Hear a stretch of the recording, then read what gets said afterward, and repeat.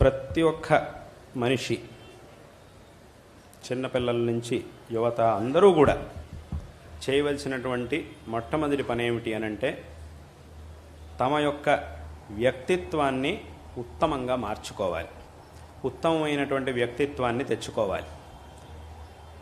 ఉత్తమమైనటువంటి వ్యక్తిత్వాన్ని తెచ్చుకోవాలి అనంటే దానికి శాస్త్రంలో చెప్పినటువంటి ఒక మార్గం ఏమిటి అనంటే ఆత్మావలోకన చేసుకోవాలి. ప్రత్యహం ప్రత్యవేక్షేత నరశ్చరితం ఆత్మనః కిన్నుమే పశుభిస్తుల్యం కిన్ను సత్పురుషైరీతి అని చెప్పారు. అంటే దీని యొక్క అర్థం ఏమిటి? ప్రతి మనిషి ప్రతిరోజు ఒకసారి తనను తాను పరిశీలించుకోవాలి. దీన్నే ఆత్మావలోకన, ఆత్మ పరిశీలన, ఆత్మవిమర్శ అని అంటారు.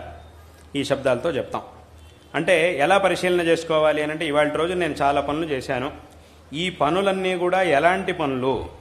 సత్పురుషులు చేసేటటువంటి పనులా, లేదంటే దుష్టులు అథవా పశువులు చేసేటటువంటి పనులా? ఎలాంటి పనులను చేశాను ఇవాళ రోజున నేను అనేటటువంటి విమర్శని ప్రతి ఒక్కరూ చేసుకోవాలి అని మనకి మన ధర్మం చెప్తోంది. ఇలా చేసుకోవడం వల్ల ఏమవుతుంది అనంటే మనలో ఉన్నటువంటి మంచి గుణాలు, మనలో ఉన్నటువంటి చెడు గుణాలు అన్నీ కూడా మన దృష్టిలోకి వస్తాయి, మన దృష్టికి వస్తాయి. ఎంత మంచి ఉంది, ఎంత చెడు ఉంది, రెండు కూడా మన దృష్టిలోకి వస్తాయి. వచ్చినప్పుడు ఏమవుతుంది అనంటే మంచి విషయాల్ని కాపాడుకోవాలి, ఇంకా పెంచుకోవాలి. ఏవైతే చెడు విషయాలు మన దృష్టిలోకి వచ్చినాయో, నేను ఇలా చేయకుండా ఉండాల్సింది, నేను చేసింది తప్పు అని ఏ విషయాలైతే మన దృష్టిలోకి వచ్చాయో వాటిని సరి చేసుకోవడానికి ఒక మార్గం అనేది మనకి ఏర్పడుతుంది. ఇలా ఆత్మవిమర్శ చేసుకున్నప్పుడు మన యొక్క వ్యక్తిత్వాన్ని మనం పెంచుకోవడానికి ఇది మనకి ఉపయోగపడుతుంది. ఇటువంటి ఆత్మ విమర్శని ప్రతిరోజు కూడా మనం చేసుకుంటూ ఉంటే ఒక ఉత్తమమైనటువంటి వ్యక్తిత్వ నిర్మాణం అనేది ప్రతి మనిషిలోనూ ఏర్పడుతుంది. ఇటువంటి పనిని చిన్నప్పటి నుంచి మనం చేస్తూ ఉండాలి, చేయగలగాలి. చేస్తున్నప్పుడు ఉత్తమమైనటువంటి వ్యక్తిత్వం మనలో ఏర్పడుతుంది. ఇది మొట్టమొదటి విషయం.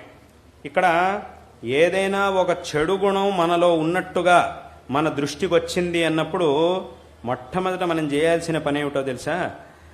దాన్ని ఒప్పుకోవాలి. అవును, నిజంగా నాలో ఇటువంటి ఒక చెడ్డ గుణం అనేది ఉన్నది అనే దాన్ని ఒప్పుకోవాలి తప్ప వితండవాదం చేయకూడదు. చాలామంది చేసే తప్పది. ఎందుకంటే దాన్ని ఒప్పుకున్నప్పుడే దాన్ని సరి చేసుకోవడానికి సాధ్యమవుతుంది తప్ప అబ్బాయి ఇది సరికాదు, నేను చేసిందే సరి అని కనుక వితండవాదం చేయడం మొదలెట్టామనంటే దాన్ని ఎవరూ సరి చేసుకోలేరు. సరి చేసుకోవడం అనేది కుదరదు. ఇంకా మొండిగా తయారవుతాం. ఆ వితండవాదం చేయడం ద్వారా ఆ వితండవాదం అనేది మనిషిని ఇంకా మొండివాడిగా తయారు చేస్తుంది. ఏం చేస్తుంది అంటే అంతకుముందైతే ఏదో తప్పు చేశాడు, కానీ ఇప్పుడు ఈ వితండవాదం చేసి తర్వాత ఎలా తయారవుతాడంటే చేస్తే తప్పే చేయాలి అన్నట్టుగా తయారైపోతాడు మనిషి. ఎందుకు చేయకూడదు, ఇలాగే చేస్తా నేను, ఎవడేమనుకున్నా సరే ఇలాగే చేస్తా నేను అనేటటువంటి ఆ మొండితనం మనిషికి వస్తుంది. కాబట్టి అది రాకుండా ఉండాలి అంటే ముందు ఆ తప్పు మన దృష్టికి వచ్చినప్పుడు మొట్టమొదటి దాన్ని ఒప్పుకోవాలి. ఆ ఒప్పుకున్న తర్వాత చేయవలసింది ఏమిటి అని అంటే ఒప్పుకుంటే అక్కడికి ఇంకా ఆ సరి చేసుకోవడంలో 90% అయిపోయినట్టే. ఇంకా మిగిలింది 10%. ఆ 10% ఏమిటి అని అంటే దాన్ని సరి చేసుకోవడం. ఒప్పుకుంటేనే అక్కడికి 90% అది సరైపోయినట్టే.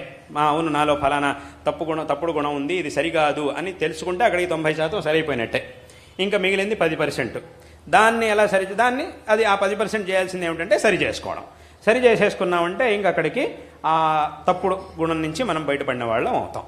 ఈ విధంగా వ్యక్తిత్వాన్ని, ఉత్తమమైనటువంటి వ్యక్తిత్వాన్ని నిర్మాణం చేసుకునేటటువంటి పనిని ప్రతి ఒక్కరూ కూడా తప్పకుండా చెయ్యాలి. ఇది మొట్టమొదటి విషయం. ఇంకొకటి ఏమిటి అనంటే అందరికీ కూడా ఉన్నటువంటి కర్తవ్యాలు ఏమిటి అనంటే తమ యొక్క వైయక్తికమైనటువంటి అభివృద్ధి కోసం చేయవలసినటువంటి పనులు కొన్ని. అదేవిధంగా మనం ఏ కుటుంబంలో జన్మించామో, ఏ పరివారంలో అయితే మనం ఉన్నామో ఆ కుటుంబంలో పరంపరగా వచ్చినటువంటి ఆచరణలు, సంప్రదాయాలు, పనులు అథవా ఆ కుటుంబానికి కావలసినటువంటి పనులు అవన్నీ చేయవలసినటువంటివి కొన్ని. ఇది రెండో పనులు.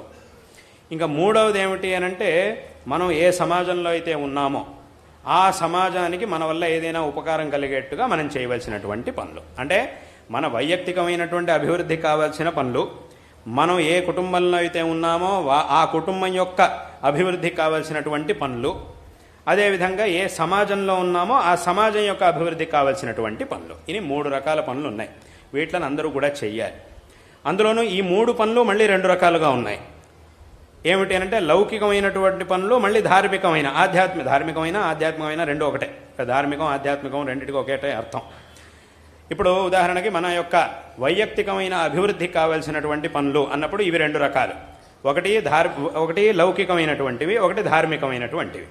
లౌకికమైనటువంటి అభివృద్ధి పనులు అనంటే, లౌకికంగా మనం అభివృద్ధి చెందడానికి కావలసినటువంటి పనులు అనంటే ఇప్పుడు చెప్పినట్టుగా మంచి గుణాలని పెంచుకోవడం, అదేవిధంగా చక్కగా చదువుకోవడం, మంచి అలవాట్లని పెంచుకోవడం, అదేవిధంగా చెడు అలవాట్లన్నింటినీ కూడా వదిలేయడం, ఇవన్నీ కూడా వీట్లని చేయడం. ఇలా చేయడం ద్వారా ఏమవుతుంది అనంటే మనకి లౌకికంగా మనం చాలా చక్కటి స్థితికి రాగలుగుతాం.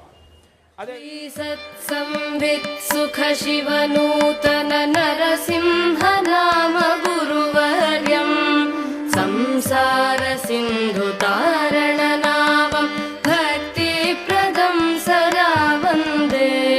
శ్రీ సత్సంవిత్ సుఖ శివ నూతన నరసింహ నామ గురువర్యం సంసార సింధు తారణ నామం భక్తి ప్రదం సదా వందే.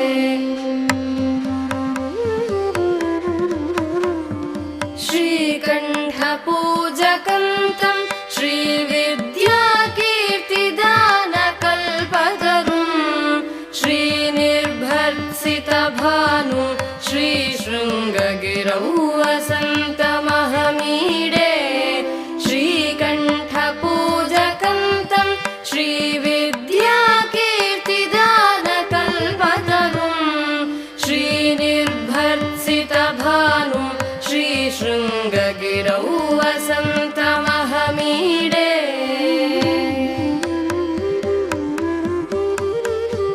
సత్యం జ్ఞానమితి మే సర్వే ఘుష్యంతి యం హి వేదాంతాః సద్గురుముఖలభ్యంతం సతతం ప్రణమామి గురువరం భక్త్యా ప్రణమామి గురువరం భక్త్యా.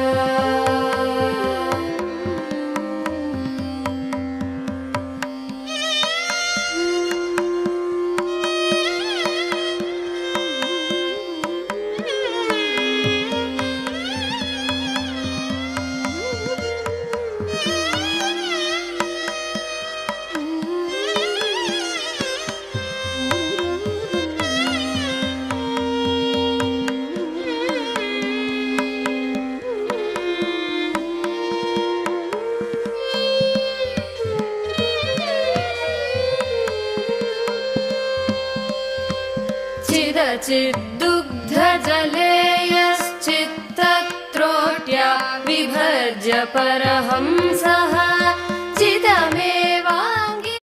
सुवर्णपद्मिनी तटान्तदिव्यहर्म्यवासिने सुपर्णवाहन प्रियाय सूर्यकोटितेजसे अपर्णया विहारिणे फणाधरेन्द्रधारिणे सदा नमः शिवाय ते सदा शिवाय शम्भवे सदा नमः शिवाय ते सदा शिवाय शम्भवे. सतुङ्गभङ्गजन्मुजा सुधांशुखण्डमौलये पतङ्गपङ्कजासु हृत्कृपीटयोनिचक्षुषे भुजङ्गराजमण्डलाय पुण्यशालि बन्धवे सदा नमः शिवाय ते सदा शिवाय शम्भवे सदा नमः शिवाय ते सदा शिवाय शम्भवे.